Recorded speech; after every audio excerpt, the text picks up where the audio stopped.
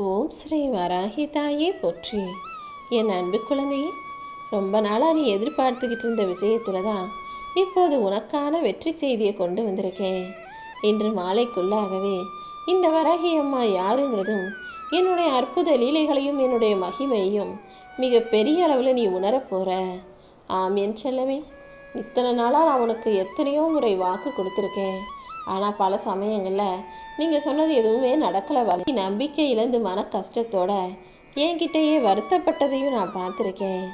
ஆனால் இப்போது அதற்கெல்லாம் முடிவு கட்டும் விதமாக தான் இன்று மாலைக்குள்ளாகவே இந்த வராகி அம்மாவின் அற்புதத்தை உன்னை உணரச் செய்வதற்காக உன்னை தேடி ஓடி வந்தேன்.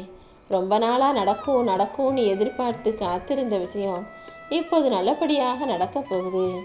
இந்த பிரச்சனை தீரவே இல்லையே, எப்போதுதான் தீருமோ நீ கவலைப்பட்ட அந்த பிரச்சனைக்கும் ஒரு முடிவை கொடுப்பதற்காக தான் இந்த வராகி அம்மா உன்னை தேடி வந்தேன். வாழ்க்கையில் நடந்து முடிஞ்ச விஷயங்களை ஒருபோதும் மாற்ற முடியாது. முடிஞ்சு போன வாழ்க்கையும் திரும்ப வரப்போகிறதும் இல்லை. இதை மட்டும் நீ சரியாக புரிஞ்சுக்கிட்டு இதுவரைக்கும் நடந்ததையெல்லாம் மறந்துட்டு இன்னைக்கு இந்த நேரத்தில் இந்த காலத்தில் இந்த காலை பொழுதுல இந்த நிகழ்கால வாழ்க்கையில் எல்லா விஷயங்களையும் சரியாக செய்ய ஆரம்பி. இந்த நிகழ்காலத்தில் நீ எல்லாவற்றையும் சரியாக செய்யும்போது உன் எதிர்காலங்கிறது தானாகவே அழகானதாக ஆகிவிடும். உன்கிட்ட எது இல்லைன்னு நினைக்கிறியோ அதை தேடி போனினா இல்லாததையும் நிச்சயமாக நீ பெறுவாய். இல்லாததை தேடலாம், ஆனால் இழந்ததை தேடாதே. இழந்தது உனக்கு தேவையில்லை, வேணாம்னு தான் உன்னிடமிருந்து அதை நான் விலக்கி வச்சிருக்கேன். அது இந்நேரத்துக்கு இன்னொருவர் கைகளில் சரியாக போய் கிடச்சிருக்கும். உனக்கு தேவையானதையும் உன்னிடம் இல்லாததையும் கொடுக்க நான் இருக்கும்போது இனிமே நீ இழந்ததை நினச்சி வருத்தப்படக்கூடாது என் செல்லவே. 100 முறை நீ அடுத்தவங்களுக்கு உதவி செஞ்சிருந்தாலும் ஒரே ஒரு முறை உன்னால் உதவி செய்ய முடியாத சூழ்நிலை உருவாச்சுன்னா மனித மனம் அதை மறந்து நன்றியுணர்வை இழந்து நீதான் இந்த உலகத்தில் கெட்டவன்னு உன்னை பேசுவாங்கன்னு நான் சொன்னேன் தானே. இப்போது அதை ஞாபகம் வச்சுக்கோ. இனிமேலாவது எல்லாரையும் தேடி தேடி போய் உதவி செய்யாமல் உன்னிடம் கேட்டு வருபவர்களுக்கு உதவி செய். ஆனால் அப்போ கூட நீ அவர்களிடம் நன்றி உணர்வை எதிர்பார்க்காதே. உதவி செய்வது மட்டும்தான் உன்னுடைய கடமை. பதிலுக்கு அவங்க அதை ஞாபகம் வச்சுக்கிட்டு திரும்ப செய்யணும்னு நீ எதிர்பார்க்க கூடாது என் செல்லமே. ஒருவன் உனக்கு பரம எதிரியாக இருந்தாலும் அவங்களுக்கு உடம்பு சரியில்லை அல்லது கஷ்டப்படுறாங்கன்னு தெரியும் போது நிச்சயமாக அவர்களை போய் பார்த்து நலம் விசாரிக்கக்கூடிய நல்லெண்ணம் கொண்ட பிள்ளையாக நீ இரு. அதை விட்டுட்டு என்னுடைய எதிரி தானே, அவன் அழிஞ்சு போகட்டும், செத்து போகட்டும், அவங்க வாழ்க்கை முடிஞ்சு போகட்டும்னு ஒருபோதும் தவறாக நீ யோசிக்காதே. வாழ்வது மனித வாழ்க்கையில் ரொம்ப குறுகிய காலம்தான். அப்படி இருக்கும்போது தேவையற்ற பழி பாவங்களுக்கும் கொடூர குணங்களுக்கும் நீ ஆளாகிவிடக்கூடாது என் செல்லமே. உன்னுடைய நிகழ்காலத்தை நீ நிம்மதியாக வாழும்போது எதிர்காலம் தானாகவே அழகானதாக மாறிவிடும். வாழ்க்கைனா என்னங்கிறத அவ்வளவு சுலபமாக யாராலும் புரிஞ்சுக்க முடியாது. ஆனால் நீ வாழ்க்கையை பற்றி தெரிஞ்சுக்கணும்னு நினச்சினா உன் மனசை நல்லா கவனிச்சு பாரு. உன் மனசு உனக்கு நல்லது கெட்டது, கெட்டது தீயமை, அழிவு, ஆக்கம், புரிதல், புரிந்துதல், இல்வை, அது இதுன்னு எல்லா விஷயங்களையும் உனக்கு சொல்லி கொடுக்கும். உன் மனசை மட்டும் நீ சரியாக தெரிஞ்சுக்கிட்டினா வாழ்க்கையின் ரகசியம் என்ன என்பது உனக்கு புரிய ஆரம்பிச்சிடும் என் செல்லமே. வாழ்க்கையையும் கடவுளையும் அவ்வளவு சுலபமாக புரிந்துக்க முடியாதுங்கிறது உண்மைதான். கடவுள் இருக்காரா இல்லையாங்கிறத உன் வாழ்க்கையில் நடக்கக்கூடிய நல்லதை அனுபவித்து உணரலாம். வாழ்க்கையை வாழ்ந்துதான் அனுபவிக்க முடியும். வாழ்க்கை எப்படிப்பட்டதுங்கிறத ஒவ்வொரு நாளும் நீ வாழும்போது தான் அது உனக்கு புரிய வரும். மனிதனை தவிர வேற எந்த உயிரினத்துக்குமே இறந்த காலம்னா என்ன, வருங்காலம் என்னன்னா எதுவுமே தெரியாது.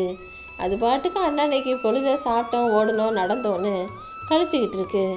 ஆனால் மனிதன் மட்டும்தான் கடந்த காலத்தில் நடந்ததையும் யோசிக்கிறான், எதிர்காலத்தில் எப்படி இருப்போமோன்னு யோசிக்கிறான். மனிதனை தவிர வேறு எந்த மிருகமும் எந்த உயிரினமும் துன்பத்தில் இருப்பதில்லை. ஏன்னா அவனை தவிர வேறு எதுக்குமே நரகம்னு எதுவும் இல்லை அல்லவா. மற்ற எல்லா உயிரினங்களும் செத்து போச்சுன்னா போனது தான். ஆனால் மனிதன் மட்டும்தான் சொர்க்கம் நரகம்னு 2 விஷயங்களை கொண்டவனாக இருக்கான். மனிதன் தவறு செய்பவனாகவும் துன்பத்தை நினைச்சு வருத்தப்படுபவனாகவும் அல்லது ஏற்கனவே நடந்த கடந்த கால விஷயங்களை நினச்சி கவலைப்படுபவனாகவும் இருப்பதே கூட நரக வாழ்க்கை தானே. கடந்த காலம் எதிர்காலம்னு எதையும் நினைக்காம இந்த நிகழ்காலத்தில் என்ன செய்யணுங்கிறத யோசி. மதிப்பும் மரியாதையும் உனக்கு கிடைக்கணுன்ற மனநிலையை தூக்கி எறிஞ்சிட்டு என்ன செய்யணுமோ அதை மட்டும் செஞ்சுட்டு போ. உன் மனசில் எப்போதுமே நல்ல எண்ணங்களும் உயர்வான எண்ணங்களும் இருக்கும் பட்சத்தில் தானாகவே உனக்கு மதிப்பும் மரியாதையும் வந்து சேரும். நீ எப்படி இருந்தாலும் உன்னை நீயே ஏற்றுக்கொள்ள பழகு. எந்த விதத்திலும் உன்னை நீ தாழ்வாகவோ அல்லது மதிக்காமலோ இருக்கக்கூடாது. ஏன்னா உன்னை நீ மதிக்காமல் இருந்தினா அடுத்தவங்க அவங்க தேவைக்கு உன்னை சுலபமாக பயன்படுத்திக்குவாங்க. அவர்களுக்கு உன் மதிப்பு புரிஞ்சிருக்கும், உனக்கு தான் உன்னை பற்றி தெரியாது. யானை எப்படி தன் பலத்தை உணராமல் சாதாரண சின்ன குச்சியான அங்குசத்துக்கு பயப்படுதோ அதே போலதான் உன் அருமை பெருமையை திறமையை தெரிஞ்சுக்காம நீ சாதாரண பிரச்சனையை பார்த்து பயந்து போகிறாய். நீ மட்டும் மனசு வச்சினா எல்லாவற்றையும் தூள் தூளாக சுக்கு நூறாக அடித்து நொறுக்கிட முடியும் என் செல்லமே. நீ கஷ்டம்னு நினைக்கிறதும் பிரச்சனைன்னு நினைக்கிறதும் ஒரு பெரிய விஷயமே இல்லை. நீ மனசு வச்சினா எல்லாவற்றையும் ஒன்றுமில்லாமல் போக செய்ய முடியும். இந்த வராகி அம்மாவின் வாக்கை நம்பு. நான் உனக்கு துணையாக இருக்கும்போது நீ எதிர்பார்த்த எல்லா விஷயங்களிலும் நான் உனக்கு வெற்றியை கொடுத்துருவேன். வாழ்க்கையில் உனக்கு ஏதோ கிடைக்கும், ஏதாவது கிடைக்கும்னு நீ ஆசைப்படுற வரைக்கும் வாழ்க்கை உன்னை ஏமாற்றிக்கிட்டே தான் இருக்கும். நீ எப்போதும் வாழ்க்கையில் இது நடக்கும், அது நடக்கும், அது கிடைக்கும், இது கிடைக்கும்னு எதையுமே எதிர்பார்க்கக்கூடாது. ஏன்னா வாழ்க்கையிலிருந்து எதுவும் கிடைப்பதில்லை. நீ செய்யக்கூடிய செயல்களிலிருந்தும் உன்னுடைய முயற்சிகளிலிருந்தும் உழைப்பிலிருந்தும் தான் உனக்கு ஒவ்வொரு விஷயமும் நடக்குது. அதனால் ஆசைகளையும் எதிர்பார்ப்புகளையும் தூக்கி போட்டுடு. எதிர்பார்ப்புங்கிறது ஏமாற்றத்தின் தாய் என்பதை ஞாபகம் வச்சுக்கோ என் செல்லமே. நீ வாழ்க்கையில் தோற்று போகிறதுக்கும் உன் மனசில் சோகம் வருவதற்கும் காரணமாக இருப்பதே இந்த எதிர்பார்ப்பு தாங்கிறத இன்னுமா உனக்கு புரியலை? ஒரு விஷயம் இப்படி நடக்கணும்னு நினைக்கிற, அது நடக்காத போது ஏமாற்றம் அடைகிறாய்.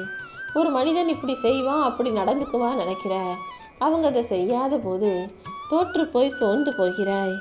என்னடா மனிதர்கள் இப்படி இருக்காங்களே நினைக்காத, வாழ்க்கை இப்படி இருக்கேன்னு நினைக்காத. எது எப்படி இருக்கிறதோ, யார் எப்படி இருக்காங்களோ அதை அப்படியே ஏற்றுக்கொள்ள பழகு. மனிதனுடைய மனசுங்கிறது மிக தந்திரமான மனசு, ஆனால் தர்க்கபூர்வமான மனசு, புத்திசாலியான மனசு. நீ மட்டும் மனசை சரியாக புரிஞ்சுக்கிட்டு எல்லா விஷயங்களையும் பகுத்தறிஞ்சு பிரிஞ்சு பார்க்க கற்றுக்கிட்டினா வாழ்க்கைங்கிறது என்னன்றதும் வாழ்க்கையை எப்படி வாழ்ந்து ஜெயிக்கணுங்கிறதும் உனக்கு புரிஞ்சிடும். மொத்தத்தில் உன் வாழ்க்கையே உன் மனசுலையும் உன்னுடைய எண்ணங்கள்லையும் தான் இருக்குது என் செல்லமே. நீ என்ன செய்ய நினச்சாலும் உன் மனசு அதுக்கு ஒரு காரணத்தை கற்பித்து விடுகிறது தானே. நீ இதை செய்யணும்னு நினச்சினா அதுக்கு சாதகமாக உன் மனசு ஒரு காரணத்தை சொல்லும். நீ இதை செய்யக்கூடாது, இங்கே போகக்கூடாதுன்னு நினச்சினா உடனே அதுக்கு சாதகமாக உன் மனசு ஒரு காரணத்தை உனக்குள்ளே சொல்லும். ஆனால் எல்லா காரணங்களும் பொய்யானவை தானே. நீ ஆளை போய் பார்க்கும்போது, நல்லா ஆழ்ந்து யோசிக்கும்போது உன் மனசு உனக்கான காரணங்களை சொல்வது நியாயமே கிடையாதுன்னு உனக்கு புரிய வரும். எப்போவுமே ஒவ்வொரு மனிதனின் மனசும் அவன் செய்கிற செயலை சரியானதுங்கிறது தான் அவனுக்கு புரிய வைக்குது. உன் செயல்கள் சரியானதாக இருக்குதோ இல்லையோ, நீ எப்போதும் உன் மனசை உன் கட்டுப்பாட்டில் வச்சுக்கிட்டு நீ நினைப்பதையே அது யோசிக்கும் வகையில் நடந்து கொள் என் செல்லமே. மனசை அது இஷ்டத்துக்கு அலைப்பாய விடாமல் நீ நினைக்கிறதை செய்யக்கூடிய உன் கட்டுப்பாட்டுக்குள் இருக்கக்கூடிய கருவியாக பயன்படுத்திக்கோ. உன்னுடைய துன்பத்துக்கும் நீ படும் கஷ்டத்திற்கும் அடுத்தவர்கள் தான் காரணன்ற மனப்பான்மையை முதல்ல மறந்துடு என் செல்லமே. எப்போவுமே ஒவ்வொரு மனிதன் வாழ்க்கையில் வரக்கூடிய இன்பத்துக்கும் துன்பத்துக்கும் அவன் செய்கிற செயலும் அவன் பேசுகிற பேச்சும் தான் முதல் காரணமாக இருக்குமே தவிர அடுத்தவர்கள் முழு காரணமாக நிச்சயமாக இருக்க மாட்டாங்க. உன் வாழ்க்கையை நீ சீராக வழி நடத்தி வெற்றியை பெறணும்னு நினச்சினா இந்த வராகி அம்மா சொல்படி கேட்டு உன் வாழ்க்கை முழுவதையும் என் பொறுப்பில் ஒப்படைச்சிடு. நீ இன்னும் முன்னேறி தைரியமாக எல்லா செயல்களையும் செஞ்சு வாழ்க்கையில் ஜெயிக்கிறதுக்கு உண்டான வழிகளை நான் காட்டுறேன். நீ ஒருபோதும் அடுத்தவங்களை பற்றி ரொம்ப யோசிக்காதே. முதல்ல உன் பிரச்சனைகளை நீ தீர்க்க பாரு. அதுக்கு பிறகு மற்றவங்களை பற்றி யோசிக்கிறதும் அவர்களுக்கு உதவி செய்யலாமா வேண்டாமாங்கிற தெளிவும் உனக்கு கிடைக்கும் என் செல்லமே. அவங்களுக்கு இது செய்யலாம், இவங்களுக்கு அது செய்யலாம், அவங்களுக்கு உதவி செஞ்சு அவங்கள நம்ம கைக்குள்ளே போட்டுக்கலாம்னு அடுத்தவர்களை பற்றி சிந்திப்பதை விட உன்னை பற்றி சிந்திச்சு உன் திறமையை அதிகப்படுத்தி நீ வாழ்க்கையில் முன்னேறதுக்கான வேலைகளை செய். நம்பிக்கைங்கிறது வெறும் வார்த்தைகளில் இருக்கக்கூடாது, பார்க்கும் பார்வைகளில் இருக்கக்கூடாது. உன்னுடைய செயலிலும் உன்னுடைய புரிதலிலும் தான் நம்பிக்கை இருக்கணும். நீ எந்த விஷயத்தையும் எவ்வளவு ஆழமாக நம்பிக்கையோடு செய்கிறியோ அந்த அளவுக்கு அது உனக்கு வெற்றிகளை கொடுக்கும் என் செல்லமே. யாராவது உன்னை கோபப்படுத்தும் போது அதை வெளிப்படுத்தாமல் அந்த கோபத்தை மனசுக்குள்ளேயே சேர்த்து வை. அந்த கோபத்தை வார்த்தைகளில் வெளிப்படுத்தாமல் நீ வைராக்கியமாக வாழ்ந்து காட்டி ஜெயிச்சு வெளிப்படுத்தணும். நீ ஜெயிச்சிட்ட, வாழ்க்கையில் நல்லபடியாக வந்துட்டேன்னு மற்றவங்க சொல்லக்கூடிய அளவுக்கு உன் கோபத்தை வாழ்க்கையில் வைராக்கியமாக வெளிப்படுத்து. கோபம் வரும்போதும் அல்லது உனக்கு ஆத்திரம் வரும்போதும் எரிச்சல் வரும்போதும் அல்லது அடுத்தவங்க உன்னை அநியாயமாக பேசும்போதும் வார்த்தைகளில் காட்டுறதை விட உன்னுடைய வெற்றி என்ன, உன்னுடைய வைராக்கியம் என்ன, உன்னுடைய திறமை என்னங்கிறத உன் வாழ்க்கையில் காட்ட தயாராக இரு. தேவையில்லாமல் எல்லார்கிட்டையும் போய் நீ யாருன்னு நிரூபிக்க முயற்சி செய்யாதே. வேண்டாத இடத்தில் ஜெயிச்சு காட்டுவதை விட உன்னை விட்டு கொடுக்காத மனிதர்களிடம் நீ தோற்று நிற்பது கூட சிறந்ததுதான். ஏன்னா உனக்காக ஒருத்தர் ஆதரவாக இருக்காங்க. உனக்கு துணையாக உன் மேலே அன்பாக பாசமாக அக்கறையாக இருக்கும் மனிதர்களிடம் நீ தோற்று நிற்பது கூட நல்லதுதான். அவங்களுக்காக நீ விட்டு கொடுத்து போகும்போது, அவங்களுக்காக நீ அமைதியாக இருக்கும்போது அது அவங்களுக்கும் சந்தோஷத்தை கொடுக்கும். உன் வாழ்க்கையிலையும் நீ ஜெயிச்சது போல உணர்வை கொடுக்கும்.